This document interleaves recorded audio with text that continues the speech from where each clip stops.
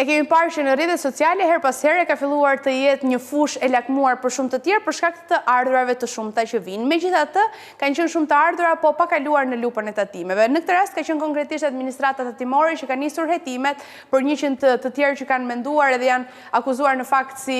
përfitues të më shumë se sa 33 milion euro nga rrjetet sociale dhe pa u tatuar. Megjithatë, për të folur më shumë edhe për të kuptuar se si funksionon e gjitha, se cili do të jetë ajo çfarë do t'i presë të gjithë këta edhe nëse do ketë një farë dënimi, nëse do ketë ndryshime në të gjithë këto që përfaqësohet, kam kënaqësinë që mëngjesin e sotëm të nis me kontabilisten Gladiola Kuka, në të njëjtën kohë të kemi edhe në lidhje direkte influenceren Kelima Kotari. Mëngjes. Mëngjes gjithëve. Dhe në të njëjtën kohë mëngjes edhe në këtë formë online me Kelimën. Mirëmëngjesi, faleminderit. Tani mua më bën përshtypje edhe gjithë ajo çfarë buja që u bë në momentin e parë. Në fakt që në janar të 2024 kur u fol në vetvete për tatimin për të gjithë këta influencerët, por në të njëjtën kohë ishte periudha dhe Airbnb. Të gjithë përfitimet që vinë nga rrjetet sociale konsiderohen si një biznes, si një punë e mirëfillt, të paktën nga ana ligjore tatimore, si i quajmë. Ka një kategori tjetër që i përfaqëson? Në radhë të parë duhet të kuptojmë pjesën që me ligjin e tatimit mbi të ardhurat, përfshihen të gjithë të ardhurat e mundshme, për te i përjashtimeve që janë përcaktuara me ligj, që janë të ardhurat të tatueshme,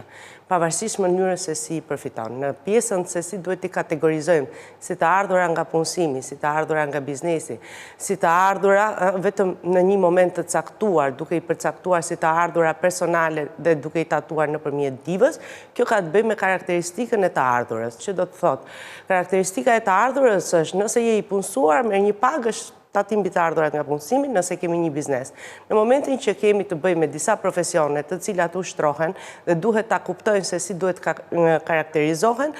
duhet kuptojmë në radhë të parë se si janë këto të ardhura, janë të vazhdueshme. Në momentin që janë të vazhdueshme, është normale që gjithë këto individ duhet hapin pranë QKB-t ndjes një nip dhe të vazhdojnë të ushtrojnë aktivitetin e tyre. Nëse këto nuk janë të vazhdueshme, pra ndodhë një herë në vit, 2 herë në vit, atëherë këto të ardhura mund të deklarohen vetëm me divën. Edhe për Airbnb do doja të shtoja që realisht duhet jetë biznes i mirëfillt, megjithatë është toleruar dhe është lënë që të gjitha të ardhura, qofshin dhe të individëve, qofshin dhe të atyre që bën një konsulencë online apo diçka tjetër, që pra prodhojnë të ardhura me ligjin e tani aktual 29/2023, duhet kuptojmë që jo vetëm të ardhurat në cash, siç janë ato që na vinë nëpër llogaritë bankare etj, por dhe të ardhurat në natyrë, siç mund të përfitojmë nga një reklam, një produkt kozmetike, një artikull për cilin po reklamojmë, edhe ato hyjnë të ardhurat, apo edhe ato shërbimet e veçanta të cilat marrim në punë, përfshirë karburantin etj, edhe pse nuk është në cash, është në para. Kjo e ardhur kalon si e ardhur e tatueshme dhe normalisht sipas fashës pastaj është një shpjegim shumë i gjatë për të thënë, domethënë që i takon 0 deri në 13%, 13 deri 23 apo dhe në rastin konkret me divën, siç u pretendua realisht, u reklamua dhe u tha pafundësisht fushata ishte shumë e mirë nga ana e tatimorëve në sensin sensibilizues për të gjithë individët që jo vetëm nuk plotësoni, duke qenë se fasha ishte ulur e të ardhurave nga punësimi, por edhe kritereve të tjera, por duke patur dhe atë klauzole. Në momentin që ti ke një të ardhur, mbi 50.000 lekë për gjatë gjithë vitit të pa tatuar, ti duhet ta deklarosh, mendoj që kjo nuk ka patë nevojë për të patur jo realisht për të mos qenë koshient për ta deklaruar. Ndërkohë do të ndaleshim pak edhe tek eksperjenca e Kelimës në vetvete dhe ta pyesja për momentet e para që filloi të kishte të ardhura nga rrjetet sociale dhe si ishin ato momentet e para kur merrje pagesat dhe si funksiononte, cili ishte ai terreni, informacionet që gjendeshin si fillim. Përshëndetje Adelina, përshëndetje dhe zonjës ekonomiste që ndodhet aty, se më dha shumë informacion për momentin.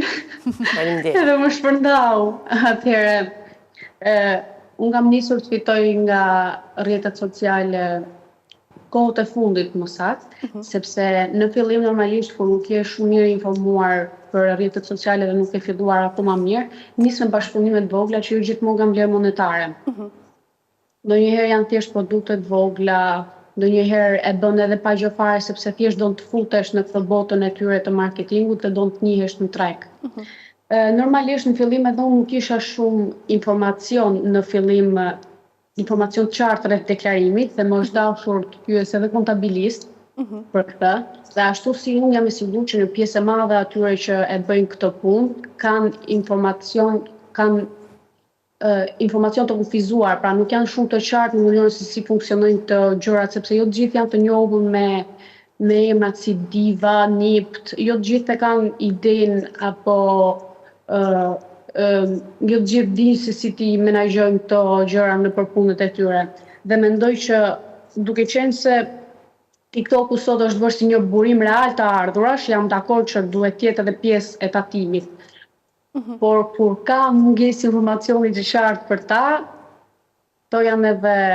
pasojat. Bëhet edhe paksa më e vështirë për të gjithë në fakt. Në këtë rast ne doja të ndaleshim sërish edhe të shikonim se cilat janë ato mënyra për shembull që ne mund të na ndihmojmë, edhe duke qenë se ju jeni e fushës edhe si kontabiliste, doja të dinim disa këshilla që mund të jenë në vetvete për t'i afruar, ose ndoshta edhe mënyrë që mund të bëjë edhe profesionistët në vetvete që t'i afrojë këta influencer apo dhe biznese që të mos shmangin ligjin, por të vazhdojnë. Pra mos duhet një rregull, një job që t'i bëjë ata të paguajnë. Normalisht mosdia nuk është se eliminon gjobën. Për këtë arsye ka disa profesione të ndryshme, edhe unë si kontabiliste, kur kemi të bëjmë me pjesë të legjislacionit nga civilja, familjarja, etj, jam e detyruar të pyes një avokat. Thënë ndryshe, të gjithë sektorët, ne duhet të dimë se ku duhet të kërkojmë. Thënë ndryshe, pra, si që ta edhe zonja, që do të thotë, ne duhet të pyesim një profesionist të fushës. Dhe duke pyetur një profesionist të fushës, jo detyrimisht mund t'i ketë të gjitha përgjigjet tona, sepse normalisht pak më përpara e cekëm në pjesën e të ardhurave. Pra, fillimisht unë kërkoj informacion nga ju se kush është mënyra e të ardhurave, si fitohen ato, sepse në momentin që një ardhur vjen në llogarinë bankare, normalisht duhet na bëj përshtypje. Pastaj pjesa tjetër na ngelet për të pyetur, duhet ta tatojmë, s'duhet ta tatojmë, kur duhet ta tatojmë. Më kupton, pra, rëndësi ka që edhe të drejtohemi në vendin e duhur për të pyetur. Në lidhje me pjesën e divës, tatimin mbi të ardhurat, realisht për ligjin e ri, që nga 1 janari 2024, kemi patur shumë individ të cilët duhet futeshin në skem, duke qenë se edhe niveli i të ardhurave ul dhe baza kuptohet e tatimit u rrit. Në këtë mënyrë, njerëzit edhe nga tatimet u ndërmor, edhe nga media realisht, u ndërmor një fushat shumë e madhe sensibilizuese për të thënë që nëse keni para të pa tatuara, atëherë ne duhet t'i tatojmë. Se si duhet t'i tatojmë dhe se kush e bën këtë formularin, një domosdoshmërisht ne mund t'a bëjmë në mënyrë personale. Pra, ka disa individ të cilët nuk kishin të ardhura shtesë, të cilët mund t'a kryenin këtë detyrim ligjor edhe vetë, por për disa të tjerë të cilët për shembull mund të kishin dhënë kurse online etj, ishte e nevojshme,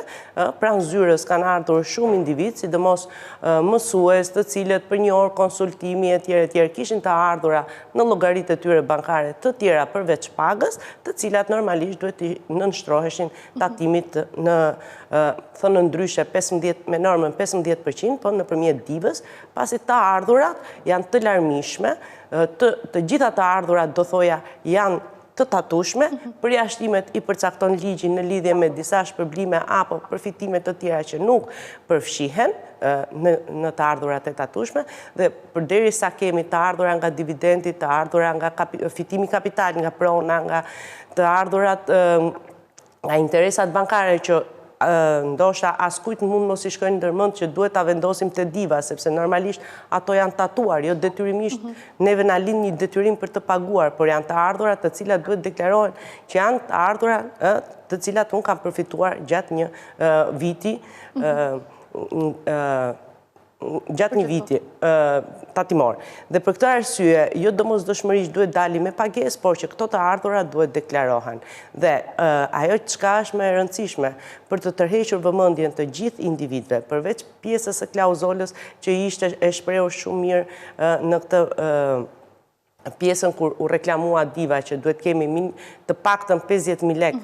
të pa deklaruara, ajo çka është më e rëndësishme është një nga përkufizimet e të ardhurave, kur themi të ardhurat të tatueshme, kemi pikën e fundit e cila thotë të gjitha të ardhurat që nuk janë të përfshira ose të lartë përmendura. Thënë ndryshe, jo detyrimisht duhet jetë e ardhur nga kapitali, jo detyrimisht duhet jetë e ardhur nga dividendi, jo detyrimisht duhet jetë e ardhur nga paga apo shpërblimet të tjera. Për këtë arsye, është normale që ne minimalisht duhet i drejtohemi dhe me sa kam parë unë nga shoqata në të cilën unë aderoj,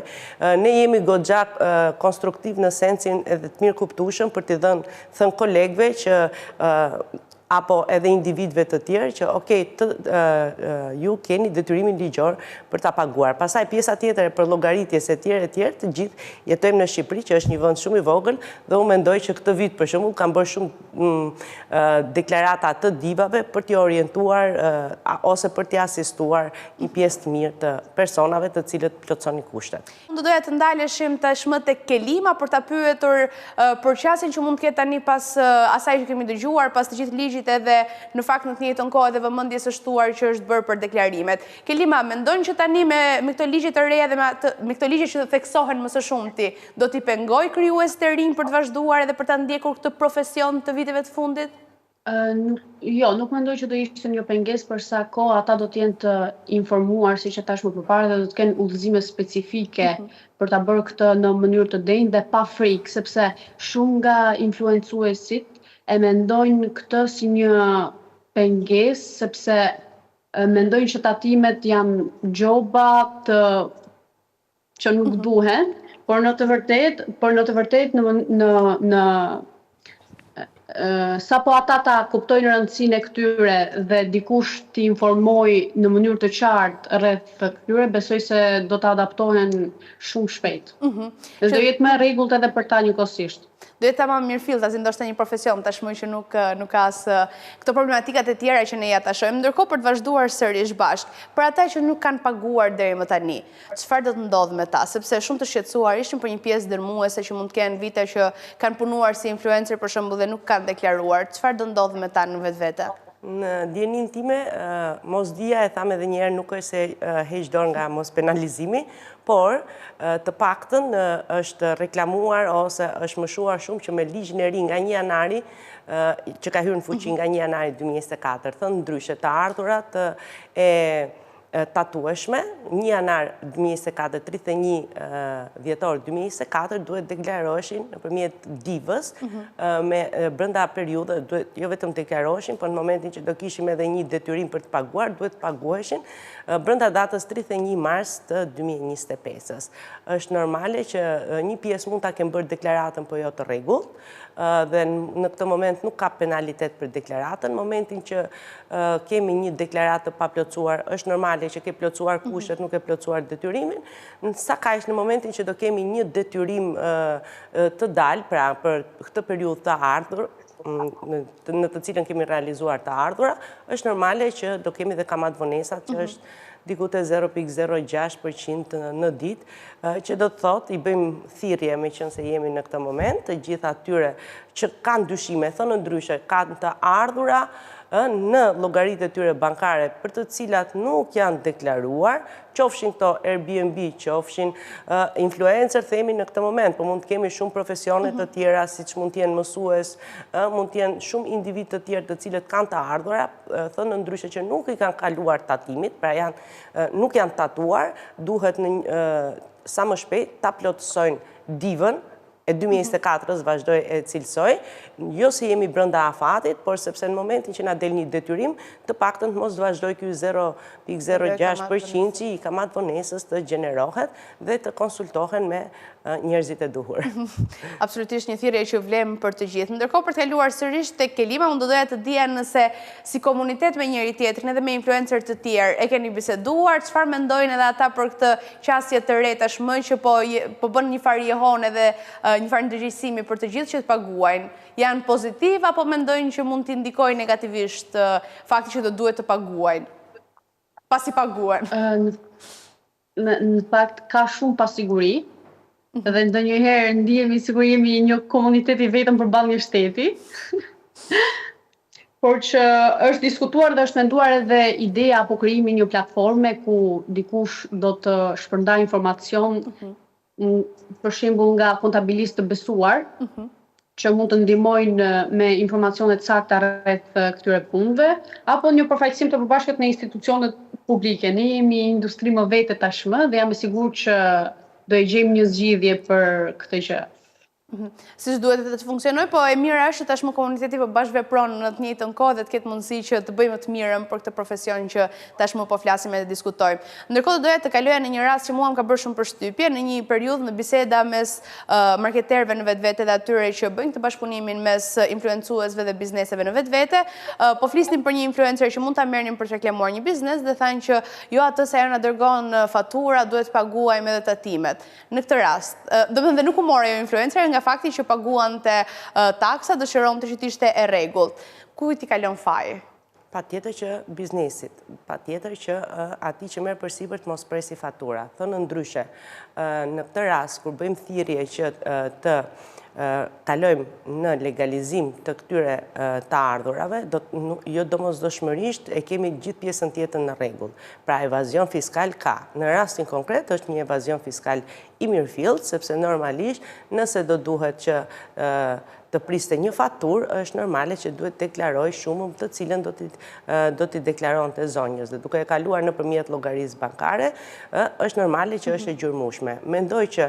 edhe në këtë moment tatimet që kanë dalur për 100 individ të cilët kanë realizuar 33 milion euro, kanë dalur mbi një të bazuar mbi një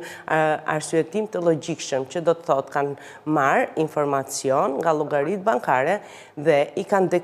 krahasuar ato me divën, sepse ndryshe nuk do kishim një shifër eksakte, ndryshe do kishim një shifër evazive ose do kishim një shifër të përafër, duke thënë nga kaq deri në kaq para, euro etj. Fakti që tatimet kanë dalur me një goditje të përqendruar në 100 individ me fshehje të ardhurave 33 milion euro, do të thotë që kemi një ballafaqim të atyre transaksioneve bankare në të cilat kanë kaluar këto para dhe deklaratave të divës. Duke parë se në deklaratat e divës këto të ardhura mungojnë, mund t'i lidhin dhe është normale që t'i lidhin, pjesa e fiskalizimit e bën këtë mundësi për të lidhur se kush janë ato që i kanë përfituar këto të ardhura dhe në momentin që është një person me një emër, me një mbiemër, atëherë do t'a lidhim, do t'a shikojmë kush është diva e këtij personi, pra kush është deklarata individuale e të ardhurave të këtij personi. Këto të ardhura mungojnë, të pa deklaruara, dhe mendoj që 33 milion euro nuk është statistik, mendoj që është një indicio e bazuar, ashtu si ishte edhe për automjetët, dhe është normale që ne të shikojmë për të vënë një treg në një ekonomi tregu që të jetë jo vetëm e formalizuar, por të jetë edhe e drejtë, si për ato që paguajnë, si për ato që nuk paguajnë, atëherë duhet jenë tatimet ato që të vendosin rregulla dhe të tregojnë që pavarësisht se nuk i deklaron, dhe kjo jo domosdoshmërisht mund vinte në këtë moment, mund të vijë edhe mbas një viti, 2, 3, 4, sepse tatimet kanë të drejtë ose të gjithë individët dhe subjektet kanë detyrimin ligjor që të paraqesin informacion edhe deri në 5 vite më përpara, pra thënë ndryshe nëse jemi në 2025 edhe deri në 2019 si vite kalendarike për të kontrolluar. Për këtë arsye është normale që ne të fillojmë të bëhemi koshient, qoftë në lidhje me të ardhurat nga biznesi, qoftë në lidhje me të ardhurat personale, pavarësisht mënyrës se si ne do t'i përfitojmë ato. Ndërkohë, Kelima, unë besoj dhe kam përshtypjen edhe nga ato diskutime që mund kemi hasur edhe dëgjuar nga shumë individë, që her pas here influencerët paragjykohen, thonë që nuk është se bëjnë ndonjë punë shumë të madhe, postojnë një story edhe marrin para të shumta. Tashmë që do jetë edhe më ndërgjegjësimi edhe do kenë mundësi të paguajnë të gjitha, mendojnë që do ikë ky paragjykim edhe do thonë që është një profesion i mirëfillt? Po, në fakt ky është një paragjykim i përhapur, sepse ato çfarë ato nuk shohin janë këto orët e gjata që ne shpenzojmë për përgatitjen e përmbajtjes, për xhirimet, për montimet, për komunikimin me markat, me klientët. Kjo është një punë që kombinon marketingun, krijimtarinë dhe menaxhimin dhe është më stresuese se sa duket nga jashtë. Prandaj edhe është ky paragjykim i përhapur. Mua personalisht njëherë më merr shumë kohë kjo gjë. Por besoj se nëse do të bëhet kështu, ndoshta edhe do të merret më parasysh, do shihemi se profesionist të vërtet apo do shihet si një punë e vërtet kjo. Dhe kjo është padyshim një gjë e mirë që do të na ndihmoj, besoj edhe do t'i bëj të ndihen edhe më mirë ata që krijojnë përmbajtje dhe të kenë mundësi po. Do doja të shtoja në favorin, me qënë se jemi në pjesën e informimit të kësaj kategorie, që është e vërtet, pasi jo të gjitha të ardhurat të cilat ato realizojnë janë të ardhura për të tatuar, pasi ato normalisht kryen edhe shpenzimet të tjera, për këtë arsye, unë do t'i sugjeroja që të gjithë hapni niptet e veta, sepse kjo është një punë e mirëfillt, pavarësisht se është profesion apo jo, sepse ne kemi zhvillimin teknologjik apo platformat të cilat e kanë mundësuar këtë, pra thënë ndryshe është si një risi e kohës, nuk është se ka qenë dikur dhe themi që kontabilistët kanë që nga ky vit, apo avokatët kanë që nga ky vit që ushtrojnë këtë profesion. Për këtë arsye do t'i sugjeroja, domethënë, që edhe të gjitha shpenzimet e kryera t'i marrin, t'i faturojnë, sepse jo të gjitha të ardhurat që ato realizojnë duhet jenë të tatueshme, sepse në fund fare të ditës i bie domethënë që nëse nuk deklarojnë shpenzimet, i bie që një pjesë shumë e madhe e të ardhurave të tyre do shkojë tatim dhe ky 15% që do duket akoma më i madh, do shkojë diku tek ndoshta 40-50%, pasi një pjesë e këtyre të ardhurave ato gjithmonë i shfrytëzojnë për të rritur ose për të bërë sponsor apo nuk e di sepse unë nuk jam e fushës për të folur në këtë drejtim, por që normalisht edhe ato kanë shpenzimet e veta, duke filluar dhe tek pjesa e pagës së vet për të cilën ato gjatë gjithë kohës janë të fokusuar në këtë drejtim dhe është normale që meritojnë një shpërblim. Është puna e tyre. Ja, pse tani kuptojmë që një influencer dhe një kontabilist duhet të jenë më shumë miq bashkë tani pas këtij lajmi dhe sigurisht të kenë mundësi që të përfitojnë aq sa duhet edhe të mos humbasë asgjë rrugës. Kelime Kotarja nga në një lidhje online, faleminderit shumë që ishe me ne ditën e sotme dhe në të njëjtën kohë shpresoj që tashmë të jetë edhe më i frytshëm ky profesion që po zyrtarizohet datë ditës më shumë. Ndërkohë doja t'ju falenderoj edhe ju shumë për të gjitha informacionet e nevojshme që sollët ditën e sotme dhe shpresoj që të jemi më të ndërgjegjshëm edhe pse jo të bëjmë të gjitha gjërat të mirëfillta, të kalojmë edhe nga lupa e tatimeve dhe të marrë secili atë që meriton. Faleminderit juve.